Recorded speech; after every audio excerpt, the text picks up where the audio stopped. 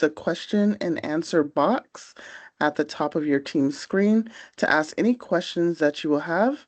And I have several colleagues here with me today to help address all of your questions. So, some important notes. The summer internship program, or the way that we'd like to call it, is SIP, is only for college students, graduates, and professional students.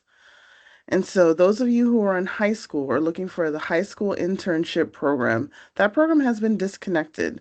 So currently, high school juniors, there's no program available for you here at the NIH. But if you are a current high school graduating high school senior, you may be eligible for the SIP program, and we'll get into the details about that in a little bit. Okay, so today's lecture or today's webinar, we're going to discuss a little bit about the NIH. We're going to go, through an overview of the summer internship program, take you through how to apply for the internship program and give you some tips, and then answer any questions. So, I work at the National Institutes of Health, and this is our nation's biomedical research institution, where our mission is to improve the health of the nation by conducting and supporting research. And so we support research through our extramural programming, which is one of the two divisions here at the NIH. And the extramural program is actually the grants that we send to your academic universities. And then we have the intramural research program, which is what the SIP or summer internship program is encompassed in. And so that's where, so intramural research program is where we do our research here at the NIH. And the NIH has several campuses, several in Maryland, the Bethesda campus, the main campus where I'm located. We have a campus in North Carolina. We have a campus in Montana, in Massachusetts, and Arizona. And on these campuses, they host at least one of our 27 institutes and centers, which we call ICs.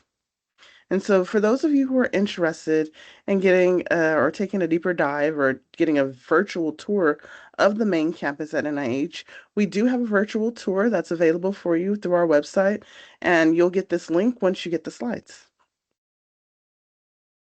So, the NIH Intramural Research is the arm of the NIH where we do our research in biomedical, behavioral, and social sciences with opportunities to explore these research areas in basic translational as well as clinical research. And so the NIH is a very collaborative environment where we use a lot of the latest cutting edge tools to perform this interdisciplinary research that we can go from the bench to the bedside. So there are a number of different training opportunities here at the NIH. The one that we're going to focus on today is the summer internship program, which is available to graduating high school seniors, college students, students that are in a gap year, depending on the specific criteria, as well as graduate or medical or professional students. So our general SIP program houses or hosts usually about 1,000 interns. So I want you guys to keep in mind that this program has no selection committee. So there's no central selection group that's going to read through your application and select specific applicants. Each student will need to, search research groups on the NIH campus and contact those PIs via email directly after submitting their application. And we'll go through this a bit more in later slides. The NIH also hosts summer programs through IC-specific cohort programs. Now, keep in mind, these programs are not managed by our office, the Office of Intramural Training and Education, or OITE. So if you're interested in one of these institute or IC programs, please reach out to that institute directly for more information on things like the deadline, selection process, research group placement, which might differ from how the general SIP internship program works. And some of the institutes that offer these are listed below. So what is the criteria for being eligible for the summer internship program here at the NIH? Well, first you need to be either a U.S. citizen or a permanent resident. If you are a U.S. permanent resident, you must be attending or have been accepted into an educational institution within the U.S. You must be at least 18 years old by September 30th, 2026 to be eligible for the summer internship program. And so if you are a graduating high school senior who will be 17 years old as of June 1st, 2026, but will be turning 18 by the deadline of September 30th, you must live within 40 miles of an NIH campus. Additionally, you need to either be currently enrolled half-time as a graduating senior in high school or enrolled at least half-time in an accredited college, community, undergrad, university, graduate program, professional program, or be accepted into one of these programs.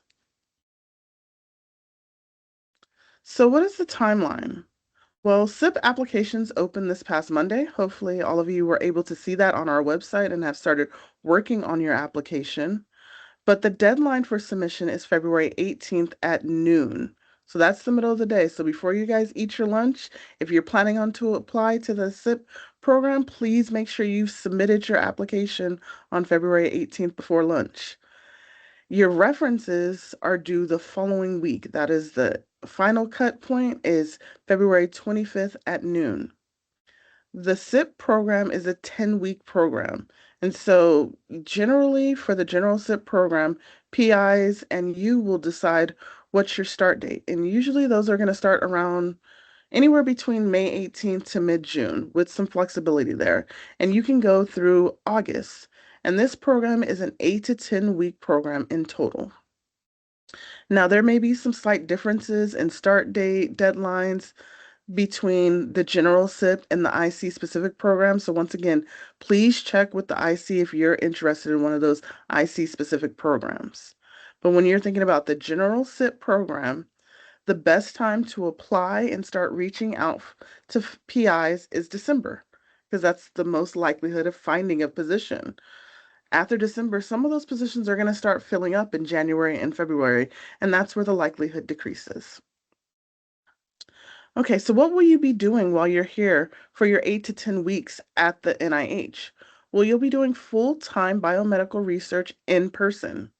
You'll be working on meaningful projects and developing and learning new skills in research. You will be mentored by top scientists and supervisors in their field of study. You'll get the opportunity to present all of the work that you'll work on during your summer, during our summer poster day in August. You also have the opportunity to learn about some biomedical science related careers and actually plan your next steps towards those careers at our NIH Graduate and Professional Fair that will occur in July. So in addition to the opportunity to do cutting edge research here at the NIH, some additional benefits you will receive are having a stipend. And so we have an adjusted stipend that's adjusted annually, and it's based on your educational level. And I've linked the table here so that you can all go through and figure out what your stipend would be if you were accepted into the summer internship program. Parking is free on all campuses, but keep in mind there are limited parking spaces. And for some of you, those of you who are on the main campus in Bethesda and the local campuses, may be eligible for our TransShare program, which is a subsidiary where we would cover your transportation costs using public transportation. Now, keep in mind that housing is not provided by the NIH. So if you're planning on relocating to this area, you need to take a look at our guide that we have posted here for you or linked here for you so that you can find out the steps that we suggest you taking in finding appropriate housing for your situation. So, the OITE, or Office of Intramural Training and Education Programming, offers a number of summer workshops, including graduate and professional school preparation for those of you who are interested in going into a PhD program, a master's program, or professional school, medical school, dental, we have workshops that are going to prepare you for that, that are specifically for our summer interns. We also have develop or dedicated career development and skills or scientific skills workshops, as well as resilience and mentoring training to help you succeed this summer or next summer. We have a very well-developed well-being program that is available to summer interns. We'll host a summer journal club, as well as having summer networking sessions where you all get to network with each other as well as other staff here at the NIH.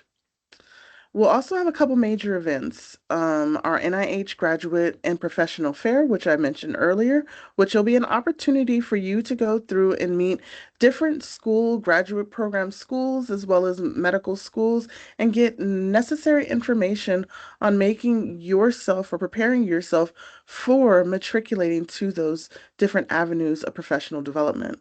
We also have a summer poster day where we'll be excited to see you present your research that you've been conducting all summer long.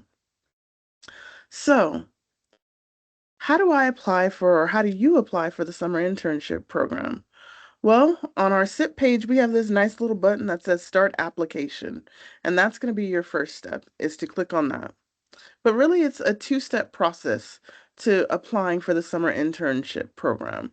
One where you're really focused on your application and submitting your application, and the next where you're identifying research groups and contacting investigators for interviews and hopefully getting some offers. So let's go with that first step first. So step one, first part is going to be completing your profile. So once you hit that Start the Application button on our SIP website, you're going to be taken to a landing page that's going to look similar to what you see here on the screen. And basically what you're going to see is that there's a bunch of red X's. Those red X's are for NIH staff, so please do not use those buttons when you're trying to log in to our system, our application system. Use the boxes that have green check marks on them. The green check marks are for those of you who are not in NIH and do not have a badge. So you're going to use those to log in and develop your credentials as you apply for the internship program. And so once you use one of the green check mark methods, you're going to end up on this page to create your profile. And for those of you who are new to this system, you're going to click this green or this button next to this green arrow right here that says create new account. And you're going to create your new account by filling in your information.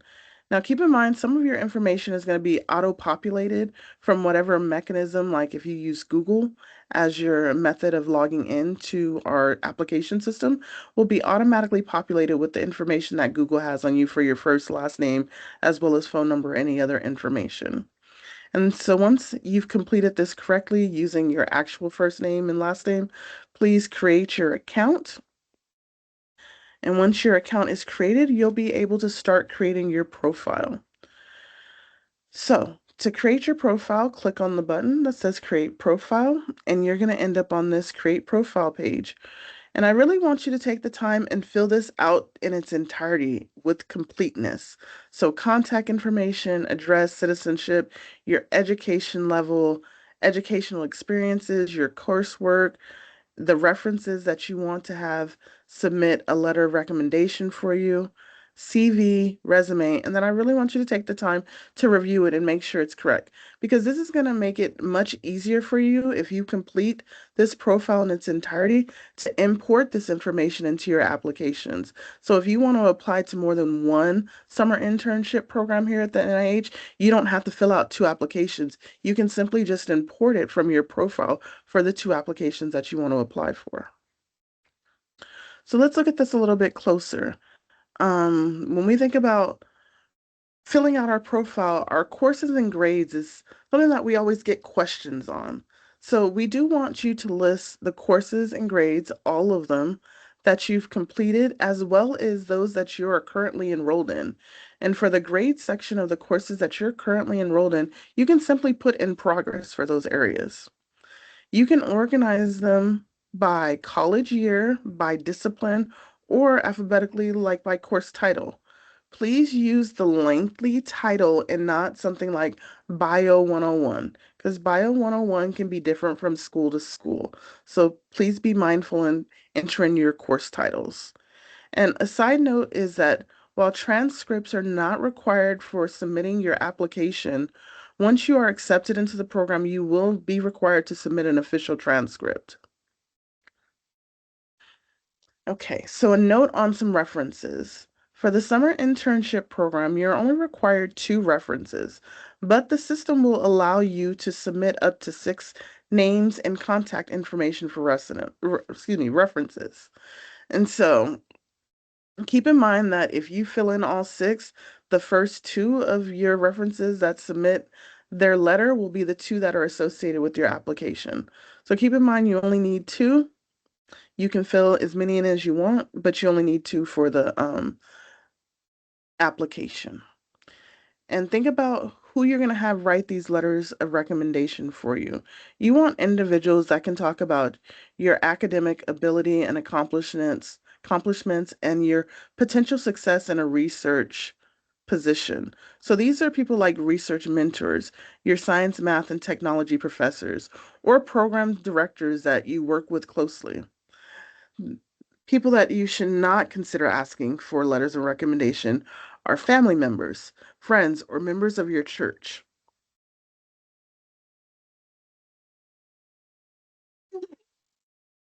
Excuse me.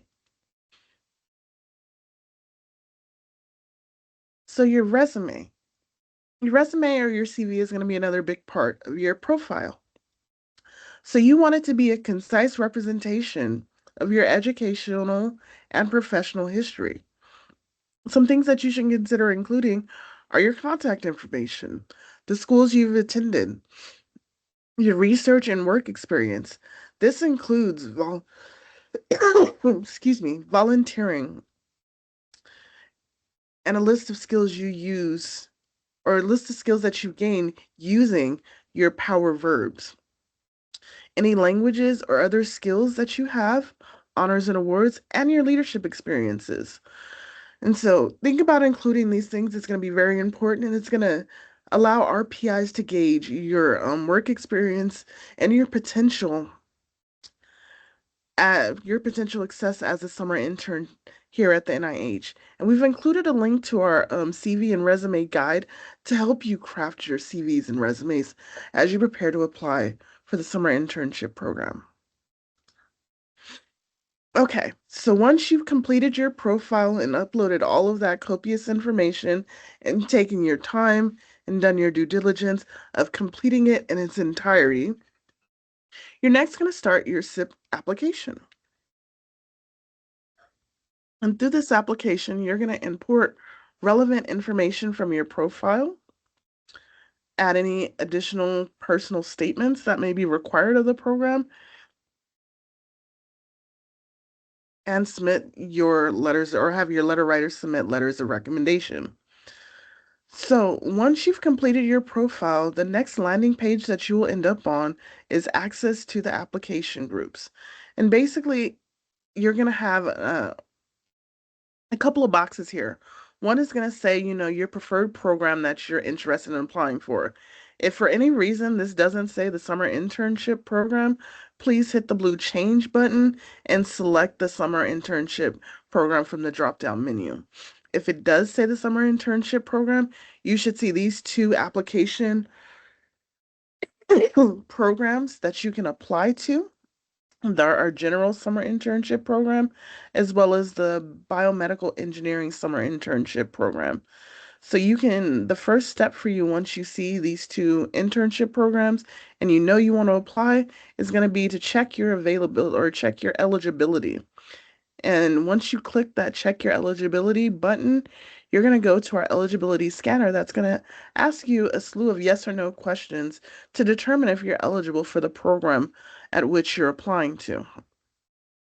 And so once you've completed the eligibility scanner, to start your application, you're going to once again confirm that you do meet the criteria and eligibility of the summer internship program by clicking this little box here before hitting the start application button. And then once you start your application, you'll be able to import all of that lovely information that you input onto your profile to help aid in your application. And so some of the things you can determine what it is that you want to import and what you don't want to import listed here. There's some optional sections for you. So you can go ahead and select those, and then click import, and your information will be populated. And once your information is populated, then you'll be able to add your personal statement as well as the training locations that you're interested in applying for the SIP program at or for. So a note about the personal statement.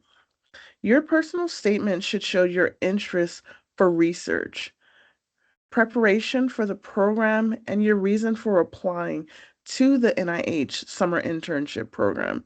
So really give your reader the opportunity to gauge that you're truly interested in being part of a research community and do cutting edge research. Any educational activities and or research that you've been involved in before that's really prepared you for an opportunity here at the NIH. And your reasons for applying. What do you hope to get out of being here at the NIH and why here at the NIH? And so some of the things you can consider telling your reader is how you learned about the SIP program, your research interests and motivation.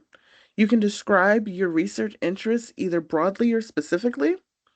And like I said, any relevant academic or work experiences that have really prepared you for a research position and your future career goals. Tell us why you're coming to the NIH and how it's going to help you get there, get to your future career goals. And some helpful tips are to be complete, but be brief in your personal statement. Write well and have others read it. So how does the application references work? Well, you put your references contact information in your profile that is automatically populated to your application when you import the profile information.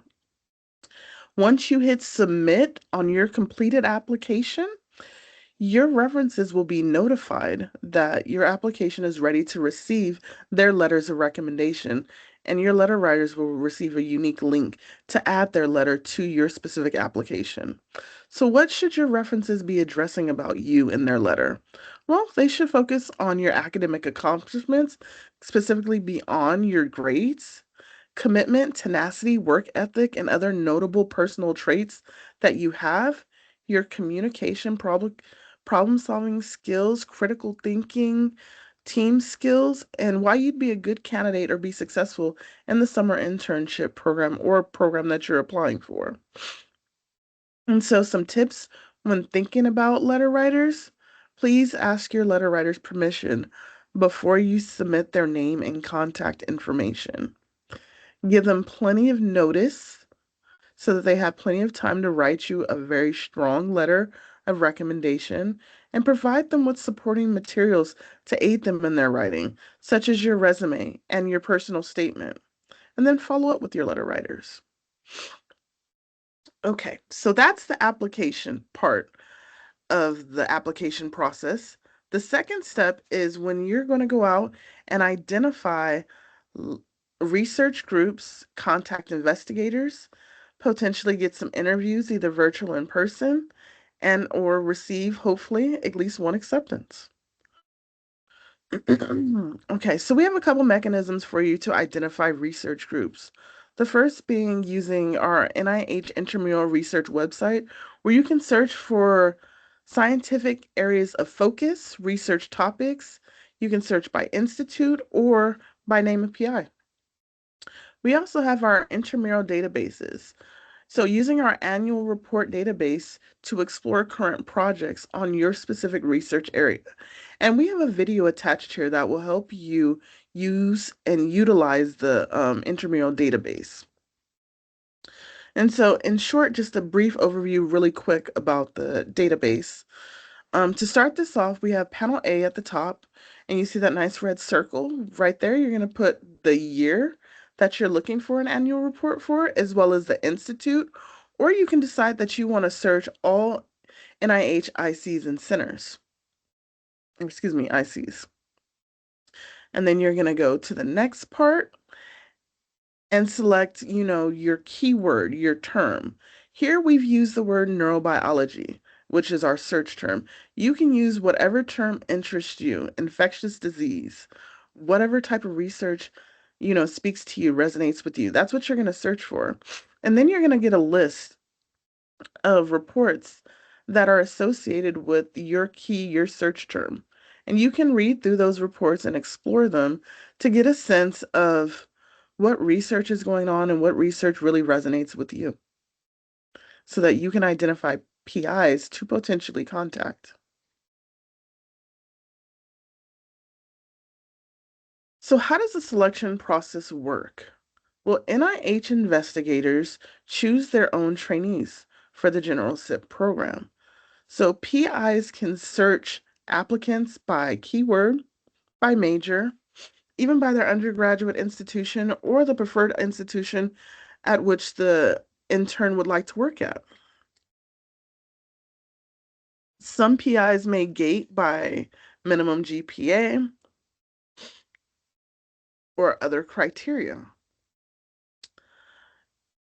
Keep in mind, it's going to be crucial for you to contact PIs. After you apply, you need to contact NIH investigators with whom you hope to work with and explain why you'd be a good addition to their research group. You may need to contact over 20 PIs to find somebody who's looking for a summer intern and willing to take a chance on you.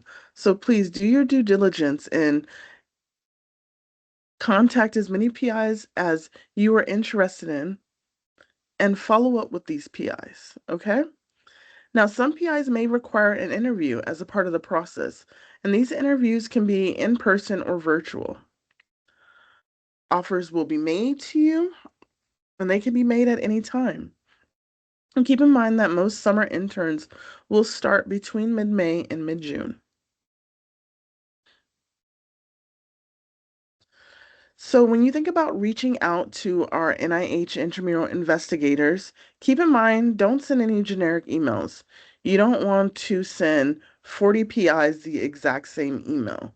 You want to personalize the email, show your true interest in the work that they are doing, right? So include a brief introduction about yourself, give a discussion of why you're interested in working with them, and be specific. Talk about your previous research interests and why you want to be a part of the NIH program, and making sure it is easy for them to learn more about you and really assess your interests. Why them as opposed to any other researcher here at the NIH? What is it about their research that really resonates with you? What is it about your experience and what you want to gain from being at the NIH that will be supported by their lab, right? And then also make sure you refer them to your completed application. And you can easily do this by adding your application number to your email. So what happens next after you've submitted your application, you've interviewed with PIs, you've contacted several PIs? What happens next? Well, offers can be made up anytime or up until any time before March 31st. PIs have until April 1st to accept their interns. Accepted interns will receive a welcome letter with further instruction and next steps. If not accepted, applicants will receive a rejection letter. And so, since we get a lot of questions about this from applicants, I've kind of thrown this slide in here just to show what are some of the different application statuses you can expect to see as you're going through this process. So an active application is when an applicant has submitted their application for consideration for the program. A completed application means that that submitted application has also received the required amount of reference letters that have been associated with the application. An accepted application means that that applicant has been offered a position at the NIH. Withdrawn means that you've withdrawn your application An incomplete application means that you have not submitted your application for consideration. Okay? So, some final tips. Read carefully all of the information on our summer internship program website from top to bottom. And also check out our frequently asked questions.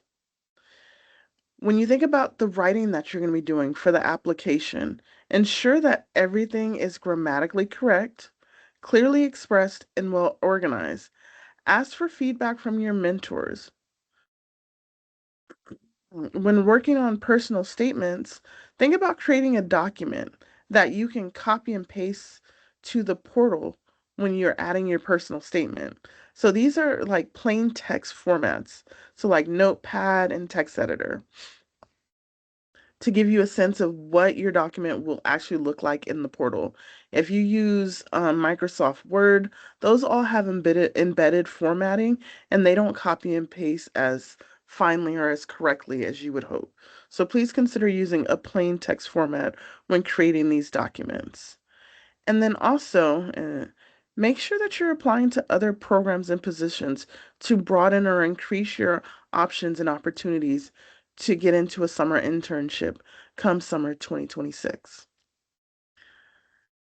And keep in mind, if you have any questions, first check our website, check our frequently asked questions, and if you can't find it on either of those places, then please email us at sip or sip@nih.gov. And with that, I guess I'll take some most common questions.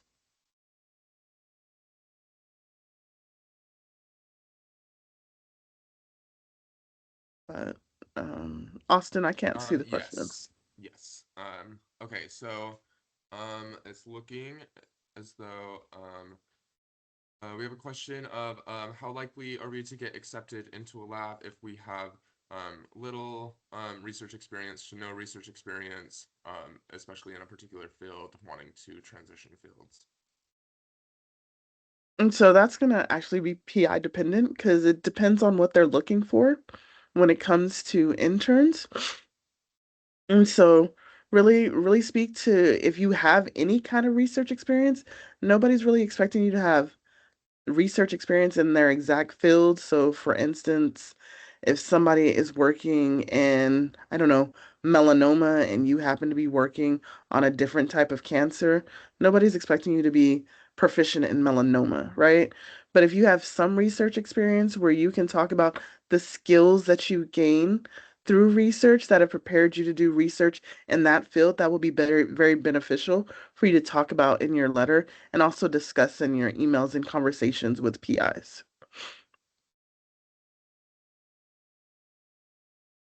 Awesome, thank you so much. Uh, me. Um, uh, do all the recommendation letters have to be submitted before contacting PIs? This is a common one we've been getting. So, no, they don't. Thank you. So in general, you Um, don't have to submit your recommendation letters because you're waiting on your references to submit those. Those can be done before you start contacting PIs because it's a long process to contact PIs and have PIs look at your application and then get your letters in. So you may need the letters of recommendation before you're given an acceptance, but you don't need them to contact PIs and start getting on their radar. um, how long should a resume or cover letter be, and how much information slash how long ago can that be from? So a resume, probably a page or two. Um, we don't have cover letters as part of the application, but your personal statement, you should be able to write it briefly, so maybe a page, page and a half at max. Um, and I think the other part was how long ago? Yes, yeah. Sorry, I So meant that, CV, not cover letter. Sorry, that was okay. a mix-up of Okay, questions. sorry. Yes. So, um, yes, to clarify, the CV resume, and then with the cover letter, people are confused about the cover letter versus personal statement. Um, So again, there's no cover letter in the application. It's only a personal statement. thank you. We have a Um, couple people who have their hand raised. Are you okay with allowing them to speak? that's up to you. You do all the technical stuff. Okay. Um, Amir, do you want to ask your question? I have enabled your microphone.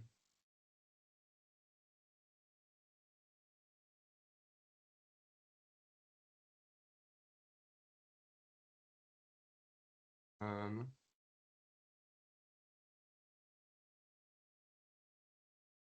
How about we let Matt go? yes, Matt. Are you able Can you hear me? to? Yes. Yes. Okay, perfect. Thank you so much for the presentation. So I was in IRTA like 2 years ago, and I would like to come and want to come back to do some more research, potentially as like an incoming medical student. But I had a question about the letters of rec. So if I didn't use my NIH, researcher that I worked with, like if he wasn't a part of my letters of rec, would that be considered like a red flag, or if like would like they reach out to the person that I've had before? So again, that's going to be specific on the PI. The PI may reach out to that person because they're going to be listed in your work experience section of your CV and see Mhm. what kind of student that you were. But I mean, if you were to put, your most two, because you said it was a couple years ago that you were here. Yeah, it I'm was saying, a couple years, and then I transferred out of one lab just because of a particular thing that happened that wasn't it's not relevant for right now, but it was just like something that had happened and I didn't feel comfortable, so I just transferred out. Like, would they? Is it possible that that person would potentially like reach out? I mean, there's always a possibility that they may reach out to that person, but I mean, you're gonna have your most recent interacting either mentors or teachers writing letters for you because it's been a couple of years. And so you want somebody who knows you a bit more recent now, and you should be fine. But I mean, there's always the potential that a PI may reach out, and they may Okay, not. okay. Thank you so much. Hmm.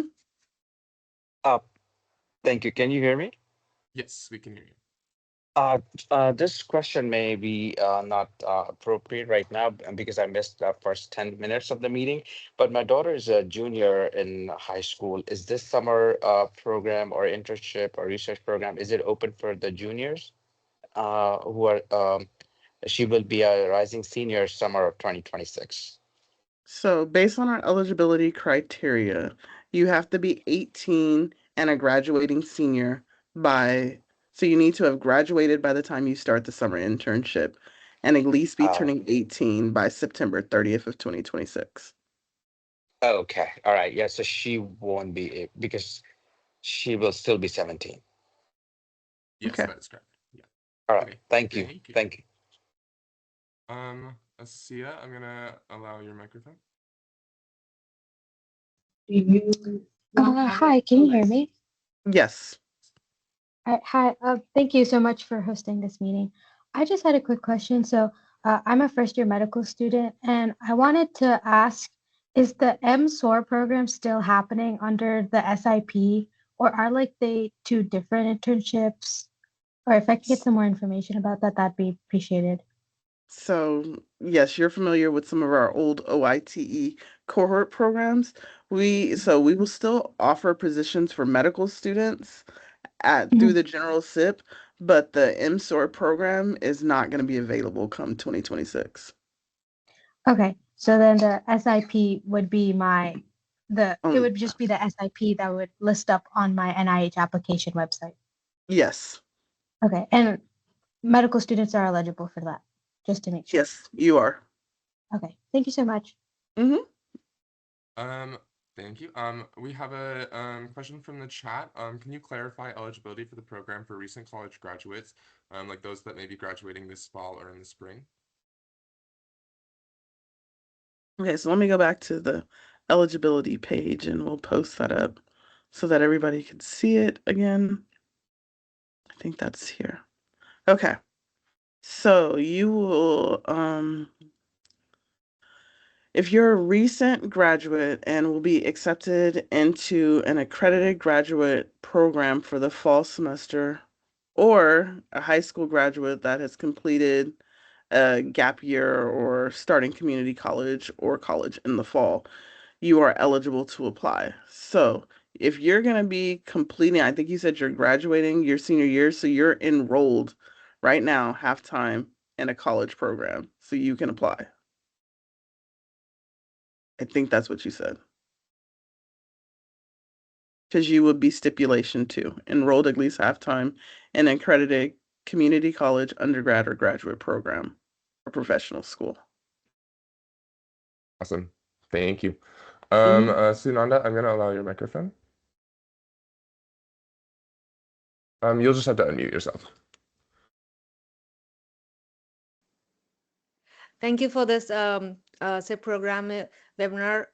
It's so useful. During your earlier introduction about this program, you mentioned like the NHS will be like preferring or like the local people. So, or we have to select the closest NIH research training programs. So, what if we are not close to any of these locations, NIH locations? So that rule is only for those that'll be 17 come June 1st. Okay. So I'm doing my master's in BME right now. So I can apply for all the areas of interest of my field for all the NIH centers, correct? Yes, Okay. Okay. Yeah, that's all I wanted to know. Thank you so much. you're welcome.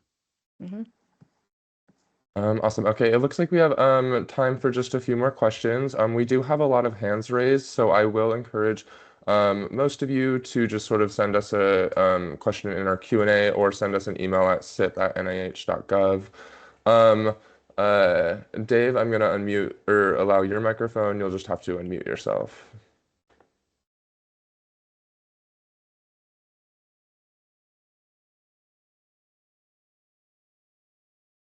Dave, you should be able to speak. They might be trying and their audio may not work. Yeah. Okay, Darby, I'm gonna allow your microphone. Um, uh, if you are able to speak, um, as well as Andy. Hello, can you hear me? Yes. Yes. All right, perfect. Let me see if my camera will turn on. Oh, my camera won't turn on. Okay, that's weird. Anyways, I had two questions regarding the programs. So the first question that was mentioned, that either students or people who didn't have experience in a particular field of research, what if they don't have a lot of experience in a research facility in general, if they just have experience in like a college lab? Okay, so that's fine. You're gonna have to explain that in your application and explain why you're coming out to do research and a research lab now and what you hope to gain from that. Okay. And my second question, if there were, it's going to get a little political, and I'm sorry for that, but if there were to be any funding slash from this program or the National Institutes of Health, what would happen to people who have been accepted into these programs? Um, I know it's a hard question. yeah, that one's a Sorry. hard question. Maybe you can send that to us through SIP. And once we actually have finalized an answer for that, we can get back to you. Okay, thank you so much. Mm-hmm. All right, we have a few questions from the chat. When contacting PIs, do you recommend talking to several? Should we wait for a response from one PI before contacting another, or do you recommend reaching out to several PIs at the same time? You can reach out to several PIs at the same time. And then once you're getting responses from them, you can gauge, kind of rank which ones are you're most interested in if you're getting responses out of them. But, you're gonna have to reach out to multiple PIs. It's not just like four or five. It's gonna be probably upwards of 20. Thank you. And to clarify, even if a PI offers you a position, you must be accepted into the program first. No, that is not the case here. There is no central selection. Yeah, There is no selection committee. Being accepted into the program means securing a position with a PI. So, yes. Andy, I am going, you should be able to speak, but I'm also going to allow Emma, Andy, if you want to try again, you're more than welcome to, and Emma Kim, you should be able to ask your question.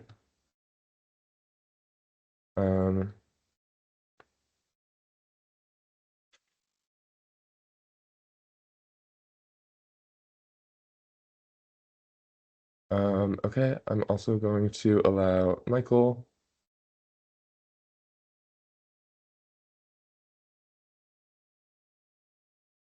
and Amkar.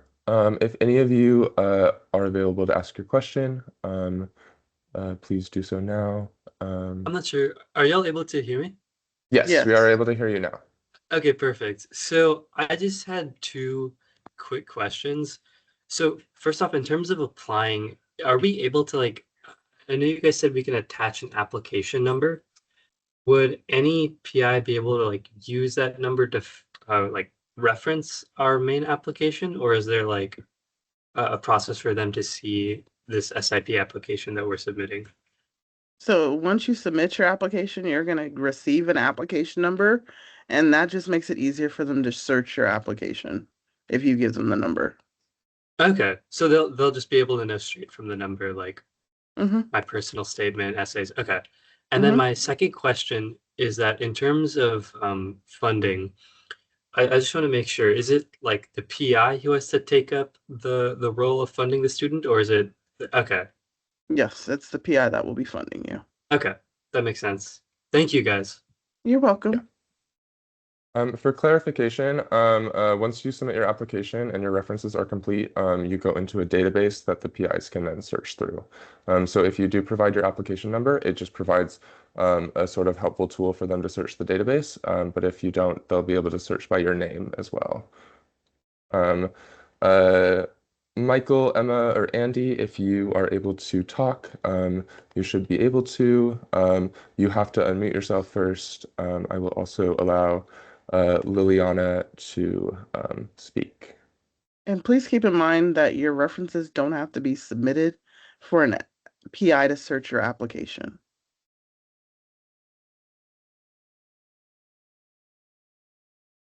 Vicky, if you are able to ask your question, I've unmuted or allowed your microphone. You just have to unmute yourself.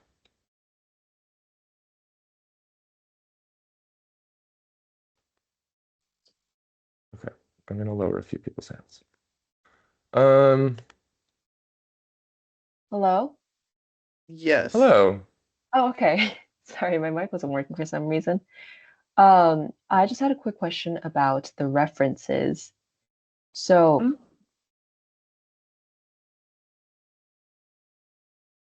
Okay, you just went out. Because your audio might be giving or might be having trouble, if you want to send us an email at Just put it in the chat. nih.gov or put it in the chat, that's more than I fine. can you hear me? This is Vicky. Yes, we can Oh, hear you. hi. Okay. So I just quickly, I know there was a slide that talked about how to look up the different, to begin phase 2 of the process. And I just quickly jumped on the NIH intramural database. I'm just curious, I'm already confused about how to begin my search. So is there a step, do you guys should you start with with the first bullet and then get information from that resource that contributes to the second bullet, or you can use both of them? You can use both of them. Or you can use one of them. If you want more help with the using the NIH intramural database, we do have a video for you to watch that kind of takes you more in depth into it than what I did today. Okay. Okay. Okay.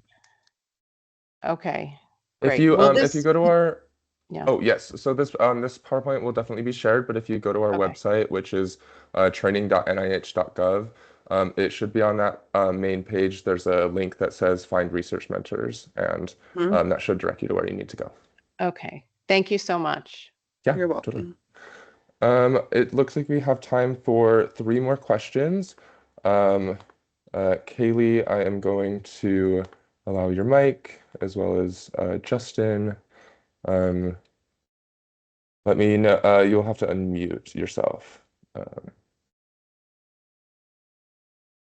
Hello, can you hear me? yes, we can hear you. Okay. I just had a quick question. I might have missed this because I joined late, but I had a question about the dates of the SIP program and if because I know like there's like a necessary amount of weeks, but is there like a specific date set for the SIP? I think you're referring to when the start date could be or when the end date. So there is Oh no yes. set start or end date for the summer internship program. I think that's what you're referring to. Yes. Okay. So yeah, no, there's no start or end date. Basically, the range is usually about May 18th to August. You can start and end anytime within there, and it'll be between 8 and 10 weeks. Got it. All right. Thank you so much. You're welcome. We have a question from the chat saying, how much will GPA impact our chances? Will one poor class grade strongly reduce our application? No, I don't think one small course grade would dramatically reduce your options or your chance at getting a SIP. And not all PIs look at GPA. Awesome, thank you. Uh, we have 2 more questions. Daniel, I just allowed your mic, but if Kaylee you want to speak as well, that is fine. Hello, Yes. can you guys? Yes. Oh, okay, great. So I just had a quick question about like letter writers. So basically one of my letter writers is a professor I took classes with over a year ago, and then another would be like a supervisor at a clinical job I've been working for the past like 8 or 9 months. I was just wondering what you would recommend, which one you would recommend. Then my second letter writer is a research PI that I worked for. So between the professor and the clinical supervisor. So you said a professor and a clinical supervisor. I would Yeah, but the honestly sorry, go ahead. go ahead. You were saying yeah, but No, something.